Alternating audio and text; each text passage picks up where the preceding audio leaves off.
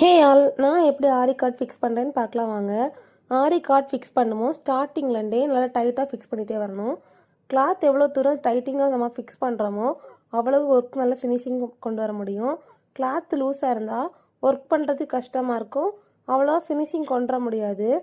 எனக்கு ஆரி ஒர்க்லேயே card fix பண்ணுறது தான் கொஞ்சம் கஷ்டமான ஒரு ப்ராசஸாக இருக்கும். ஒன்ஸ் ஃபிக்ஸ் பண்ணிட்டோன்னா அப்புறம் கொஞ்சம் ஈஸியாக இருக்கும் ஒர்க் பண்ணுறதுக்கு. ஆரி காட்டில் ஒர்க் பண்ணும்போது ஃபிக்ஸ் பண்ணும்போது இன்னொருத்தவங்களோட சப்போர்ட் கொஞ்சம் தேவைப்படும். கொஞ்சம் டைட்டாக பிடிச்சி ஃபிக்ஸ் பண்ணுறதுக்கு எனக்கு என் பொண்ணு தான் எப்போவுமே சப்போர்ட் பண்ணுவாள்.